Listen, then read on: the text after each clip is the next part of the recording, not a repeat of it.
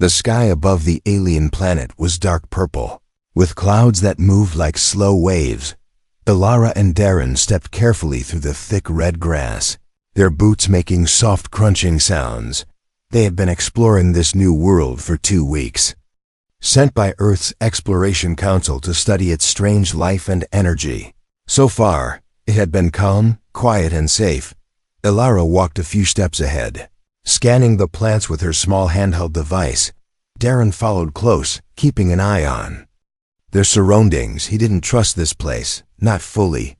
Something about the air felt alive. "Look at this," Alara said, kneeling down beside a glowing blue plant.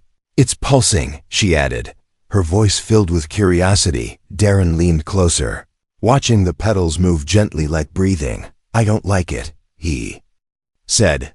"It looks too calm," Alara smiled. "Always the brave one, always the curious one." She reached out to touch the plant. Just a soft tap, but before her fingers could pull back, the plant opened wide. Inside was a small creature, spider-like, with shiny black legs and a mouth full of sharp teeth. It jumped, fast and silent, sinking its fangs deep into her forearm. Alara screamed, falling back. Darren rushed forward, smashing the creature with the end of his scanner. The thing burst into a cloud of dark smoke and vanished. Alara clutched her arm, her skin already turning pale, almost gray. Hold on, Darren said, kneeling beside her. He opened his medkit. Pulling out the scanner, the screen lit up with a red warning. "Unknown venom detected. Time to system failure. 14 minutes. No. He whispered, panic in his chest. He looked at Alara, her eyes fluttering, her breath uneven. "What do I do?" he said to himself. He had no cure, no antidote, nothing. She looked at him, her lips trembling. "It burns," she whispered, "inside my veins." Darren grabbed her hand, trying to stay calm. He remembered something, an old survival training rule. Suck the venom out if the wound is fresh. It was risky, maybe useless, but he had no choice. He took a deep breath, then leaned in and began sucking the venom from her arm. The taste was sharp, bitter, and it made his tongue go numb. He spat it out again and again, working fast, desperate. The scanner beeped again. 10 minutes left. Her skin had strange lines now, glowing softly under the surface like liquid light. He kept going, ignoring the taste, ignoring the fear. He had to save her, suddenly. There was a low growl behind him. Darren froze, turning his head slowly. From the shadows between 2 tall trees, something moved. It was tall, thin, and its body blended with the red grass and purple light. It had no eyes, but it was watching them. Breathing slowly, Darren stood up, placing himself between Alara and the creature. He held the metal rod in his hand like a weapon. The creature didn't move closer, but it also didn't leave. It growled again, this time louder, deeper. Darren felt cold sweat on his back. "Back off," he said, his voice shaking. He reached for a flare from his pack and lit it. The bright light sizzled in the air, and the creature hissed. It turned and slipped into the shadows like smoke. Darren dropped the flare beside them for light. Alara was still breathing, but weaker now, her eyes half open, glowing faintly like her veins. He didn't know what to do next, but he had to move. He picked her up carefully, carrying her toward the small cave they had passed earlier. It wasn't far, maybe 5 minutes away, but every second felt heavy. Loud, full of dread, inside the cave, he laid her down and checked her pulse. Still beating, but slower. He set up a small barrier at the entrance and turned back to her. "I'll fix this," he whispered, more to himself than to her. "I'll find a way." But as he looked at her again, something changed. Her eyes opened wide, fully this time, and they were glowing, bright silver. Not human anymore. She stared at him without blinking. Then she said one word, her voice cold and strange. "Run!" The first thing Darren noticed was the silence. Not the peaceful kind, but the thick, heavy silence that feels like it's hiding something inside the cave. The only sound was Alara's breathing, Slow and uneven, outside, the wind had stopped. The alien trees no longer swayed. It felt like the entire planet was holding its breath. Ilara lay on the floor, her body glowing faintly in the darkness. Darren had wrapped her arm and given her all the painkillers he had. But they didn't seem to help. She wasn't just sick. She was changing. Her eyes were still silver, shining softly even when closed.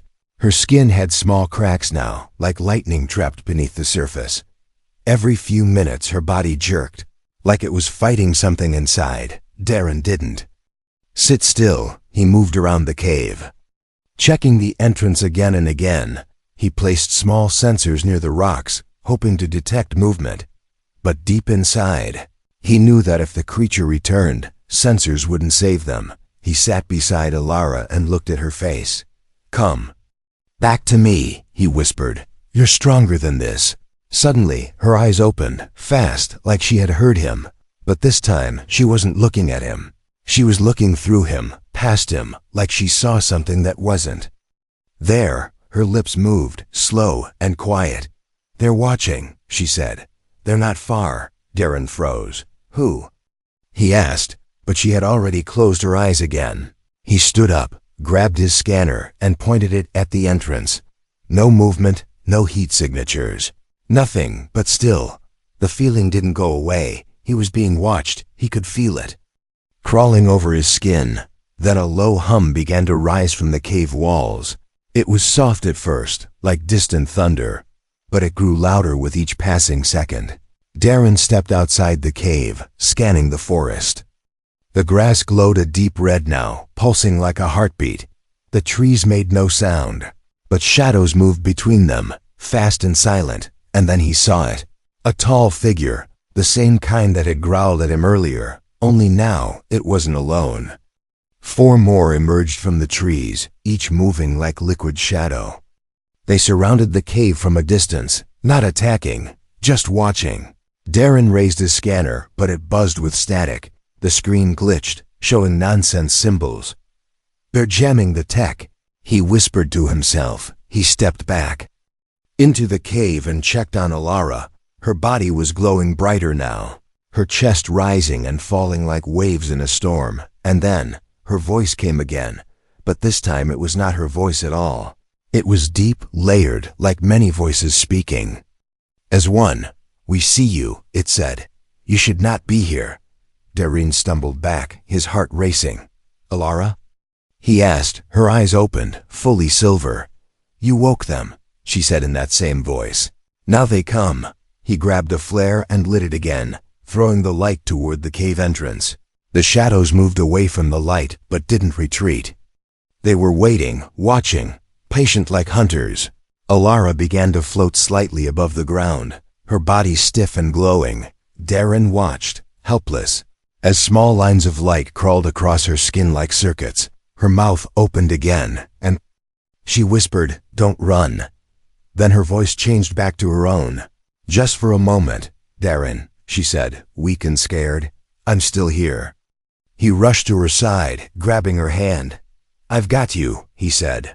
"I'm not going anywhere." Suddenly, a loud metallic sound echoed across the valley, a deep, rumbling tone that vibrated the rocks. Darren ran to the cave entrance and looked out. In the sky above the trees, a massive alien structure began to rise. It had no engines, no wings. It simply floated, as if the air itself held it up. And then came the message, clear in his mind. Not spoken, but placed directly into his thoughts. "She has been chosen. Do not interfere." He turned back to Ilara, but her body had gone still again. Only her eyes remained open, watching him, and in them, he saw something terrifying. A reflection of himself, standing not as a human, but as something else, something changed. It began with a whisper, not from Ilara, not from the forest, but from inside Darren's mind, a voice, soft and distant, like a memory that wasn't his. "You are not alone," it said. Darren stepped away from Ilara, heart pounding. The cave felt colder now, though no wind touched his skin. She lay still, glowing with that strange light. But her body was no longer stiff. It moved gently. like she was breathing in another rhythm, not human, not natural. The scanner and Darren's hand blinked wildly, showing unknown symbols and energy waves he had never seen before. Every reading was off the charts. It wasn't just Venom. Her entire biology was shifting, evolving. He could see it in her skin, which now shimmered slightly like glass under moonlight. Suddenly, Ilara's fingers twitched, her eyes opened, and she sat up without warning. Darren stepped back, startled. "Ilara," he said, his voice shaking. "Are you? She turned toward him slowly, her head tilting like she was listening to something far away. Then she spoke, and it was her voice this time. But the words weren't meant for him. "They're inside the soil," she said. "They live below, beneath the roots." Darren didn't understand. "Ilara, what's happening to you?" She looked at her hands, blinking as if she was seeing them for the first time. "They're showing me," she whispered. "Pieces of their world, their memories, their ... pain." Then her expression changed, eyes wide with fear. "It hurts," she said, clutching her chest. "They're burning through me." Darren rushed forward, holding her. "I'm here," he said. "You're strong, you can fight it." She looked into his eyes, tears falling down her glowing cheeks. "It's not something I can fight," she said. "It's something I'm becoming." For a long moment, they sat in silence. Then Ilara reached out and touched his forehead. In an instant, Darren's mind exploded with light. He saw flashes. Not dreams, not hallucinations, but memories. Planets made of crystal. Cities floating in red skies. Alien children laughing in pools of starlight. And then, war, fire, silence. The alien race, once powerful, had fallen into ruin, and now they were reaching out, using Ilara as a bridge, a last hope. Doreen gasped, pulling away. "What was that?" he asked, still dizzy. She stared at him, her voice calm now. "You saw what I saw," she said. "They've been waiting for a species strong enough to carry their legacy." "But why you?"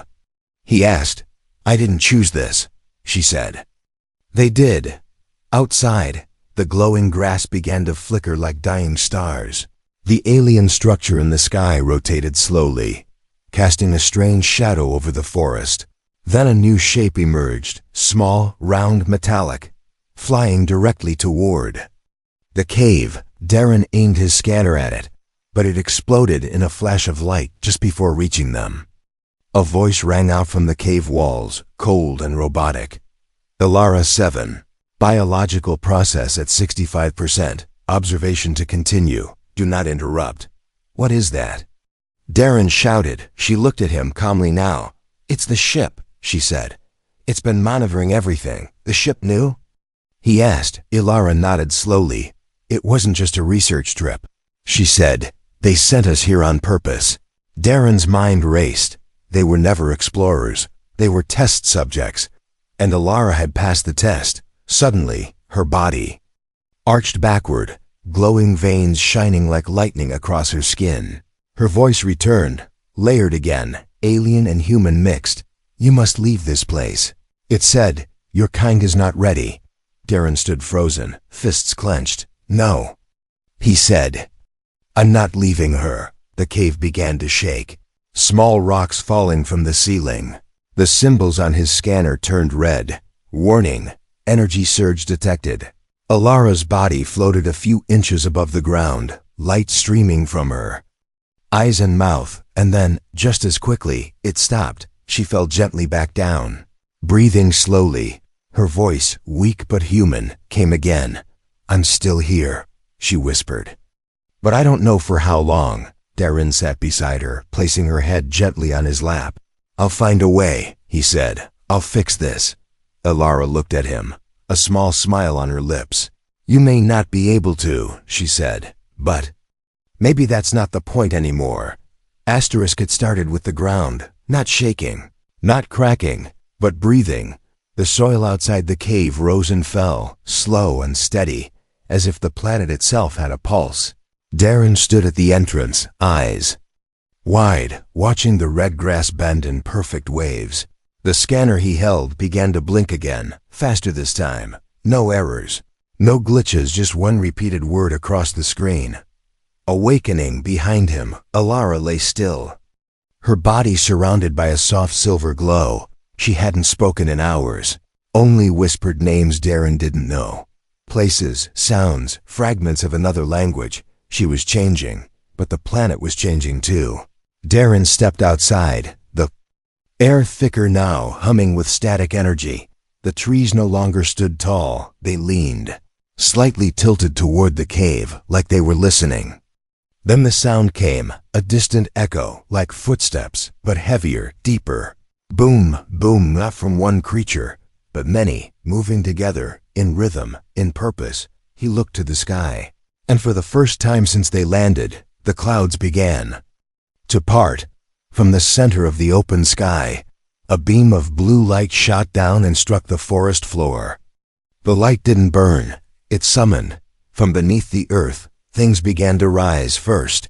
Black stone pillars, then shapes, tall and thin, just like the creatures he had seen before. But now there were dozens, maybe hundreds, standing still.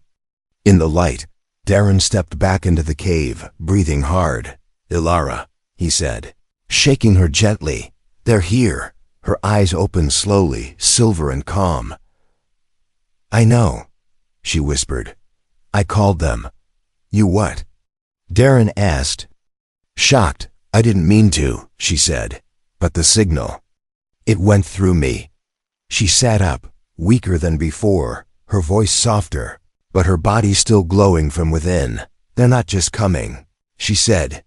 "They've been waiting for this moment, for me." Suddenly, a shadow appeared in the cave doorway. One of the tall alien creatures stepped inside, quiet and slow. Its skin shimmered like glass, and it had no visible eyes or mouth. But Darren knew it could see them, feel them. He stood in front of Alara, holding a flare in one hand. The creature didn't flinch, didn't attack. It simply lifted one long arm and placed a crystal sphere on the ground. The sphere lit up, showing images, Alara floating, the alien ships, Earth spinning slowly in space.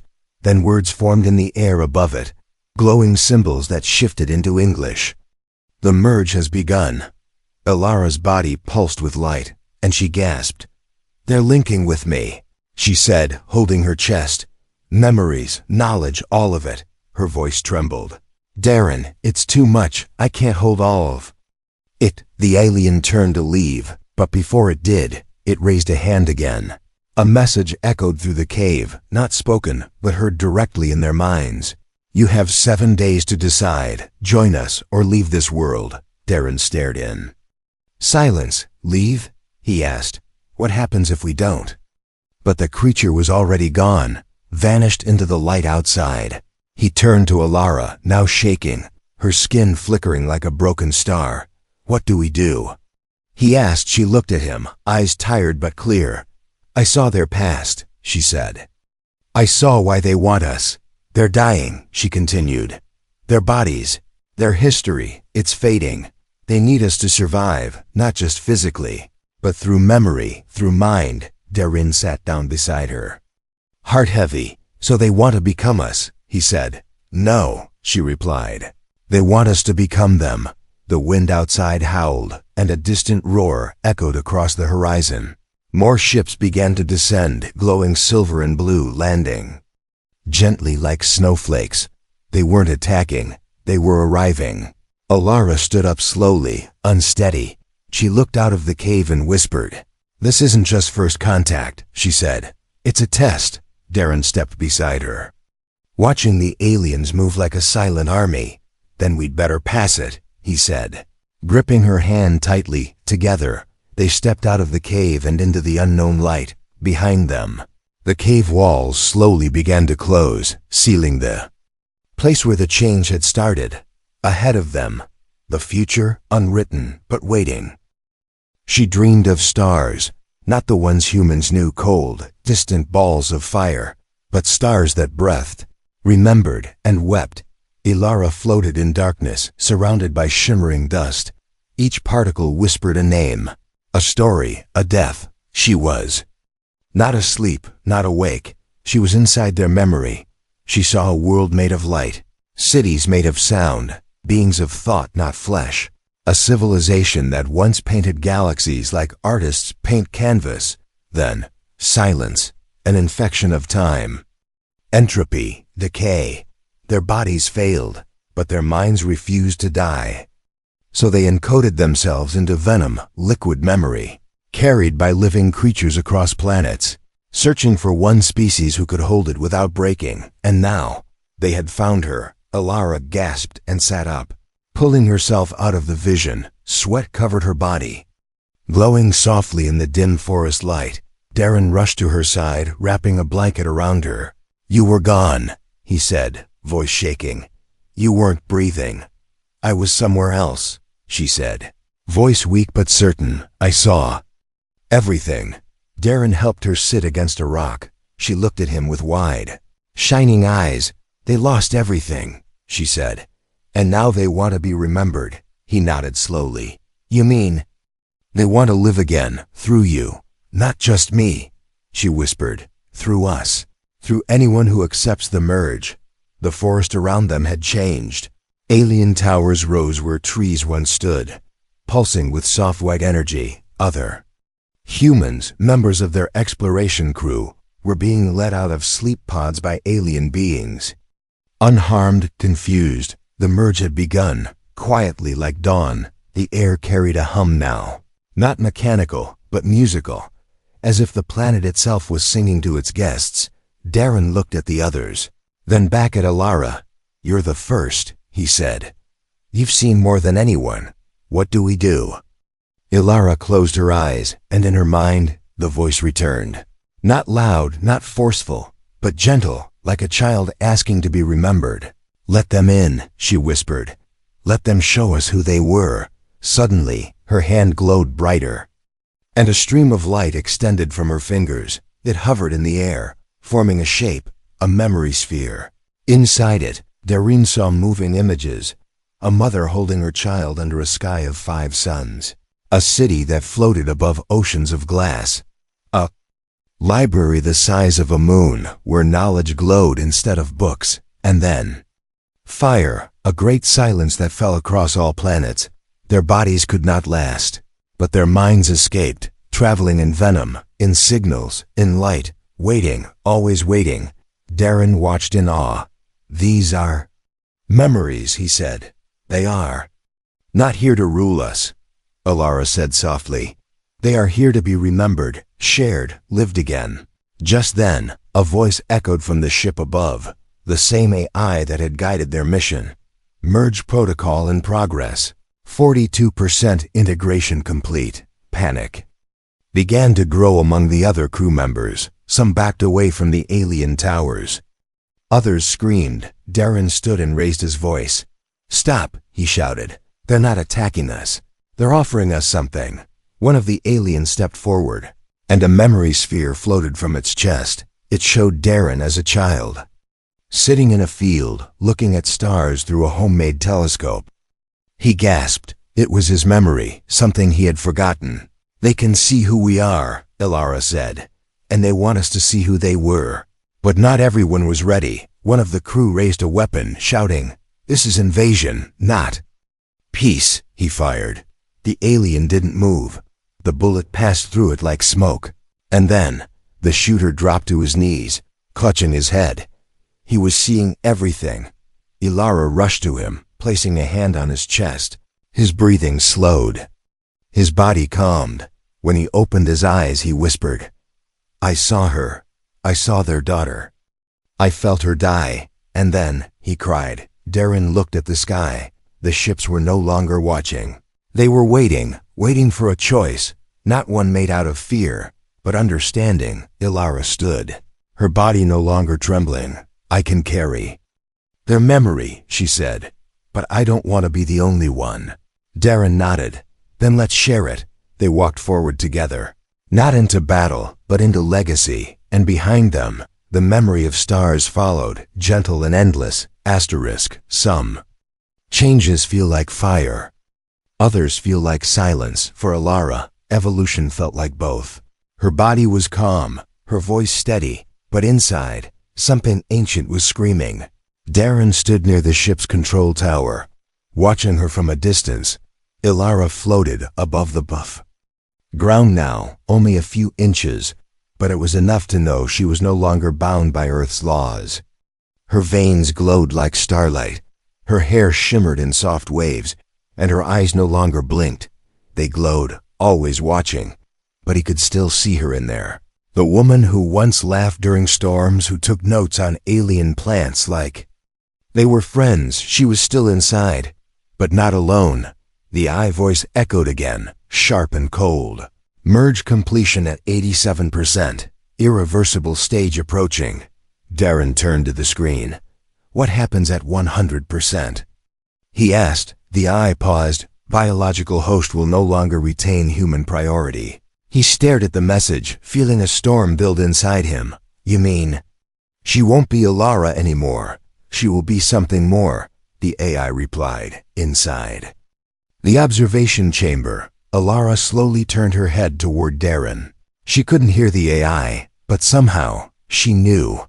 She spoke without moving her lips, her voice landing directly in his mind. You're afraid, she said. Darren didn't deny it. I'm afraid of losing you, he said. She smiled gently, but her smile carried stars. You've already lost me, she whispered. But you've found something else. He wanted to believe that. But the truth was sharp. He hadn't signed up for this. She hadn't either. Suddenly, the chamber lights dimmed and warning lights flared across the ship. The AI's voice returned, louder now. Unstable energy surge detected. Containment required. Ilara's glow spiked, her body shining like a rising sun. Her voice cried out, not in pain, in conflict. They're rushing it, she said. They want to finish the merge before I change my mind. Darren ran to the emergency locker, yanked out a small silver case. Inside was a single injector, a failsafe, created in case of alien contamination. It was called a neurostopper.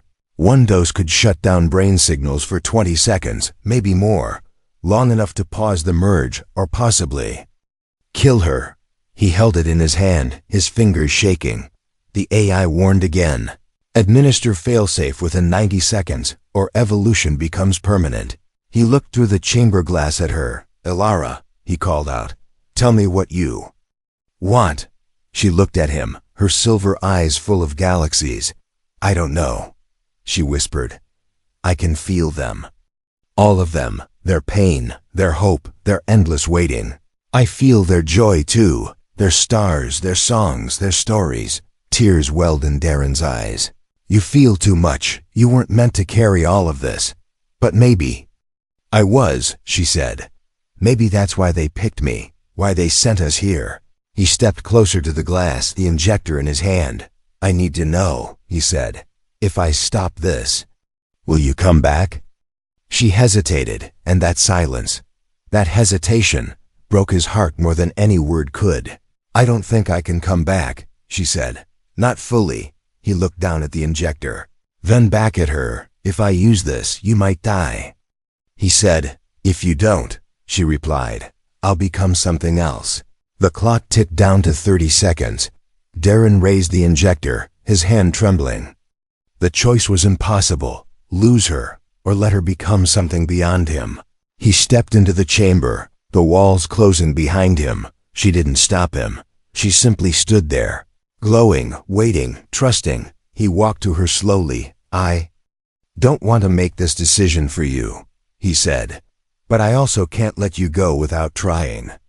She reached out and took his hand. Then don't choose for me, she whispered. Choose with me. And in that moment, something passed between them. Not words, not thoughts. Something pure, something final. Darren pressed the injector, but where he placed it, only he knew. The light burst around them, blinding. The chamber shook. The eye went silent. For a few seconds, there was nothing but white. Light filled the chamber, but it wasn't fire, it wasn't destruction. It was something gentler, like a sunrise that didn't belong to any one planet. Then, silence. The scanner screens were dead. The alarms were gone. Even the I voice had gone quiet. For the first time in days, the ship stood still. Darren opened his eyes slowly, blinking against the soft white glow. He was lying on the floor of the chamber, his heart beat loud in his ears. His hand still gripped the empty injector, but he didn't know if he had saved her or ended her. He sat up, pain in his chest. Across from him, Alara, floating just above the floor. Her arms relaxed, her eyes closed. She looked peaceful, more than she ever had. But was she still in there? He crawled toward her, afraid to speak, afraid to break the moment. Then she moved. Her toes touched the floor, gentle as a falling feather. Her eyes opened, and for a second, Darren stopped breathing. They weren't silver anymore, not glowing, not alien. They were hers, deep brown, soft, and human. But behind them, something vast remained, like a sea hidden behind glass. "Alara," he said, voice cracking. She smiled, not a distant, star-filled smile, a real one. "Hi," she said, simply. He rushed to her and held her. Her heartbeat was real, her breath warm. She was here, changed, but here. "The merge?" he asked. She nodded, resting her head on his shoulder. "It's done," she said. "But we didn't become them. They became part of us." Outside the ship, the world had shifted. Alien towers folded into smooth hills, the red grass now soft blue. The air carried a peaceful hum, not from machines, but from the planet itself. The other crew members stepped out slowly, looking around in disbelief. No war, no destruction, no takeover. Just transformation, one they didn't fight, one they felt above them. The massive alien ship that had hovered in silence for days began to rise. Its lights blinked in a slow rhythm, like a farewell. Darren and Alara watched it vanish into the sky. "What now?" he asked. Alara looked at her hands. They no longer glowed, but they held memory more than her own. "I remember their children," she said softly. "I remember their music, the way their oceans smelled, the way they feared silence." She turned to him. "They didn't want to conquer Earth," she said. "They wanted a place to rest, to be remembered." Darren took her hand. "Then we give them that," he said, "a second life." A voice echoed in the wind, not through machines, not from the AI, but from Alara. Or maybe from something inside her. "You were not chosen to carry power," it said. "You were chosen to carry story." And in that moment, Darren understood. This wasn't about saving the planet. It was about saving a history that refused to die. Months passed, then years. Earth listened. Some accepted the merge, others feared it. But the story was too powerful to ignore. Alara became its voice, not a ruler, not a prophet, just a bridge. And Darren, always by her side, helped remind humanity that not all evolution is war. Sometimes it is memory, sometimes it is love. Years later, a child stood in a starlit field, staring into the night sky. She pointed up and asked, "Is that where they came from?" Alara smiled and knelt beside her. "No," she said. "They came from far beyond that." The child tilted her head. "Farther than the stars?" "Yes," Alara whispered. "They came from a place even memory had forgotten." The child nodded slowly, then whispered, "Tell me their story again." Alara looked into the sky and began.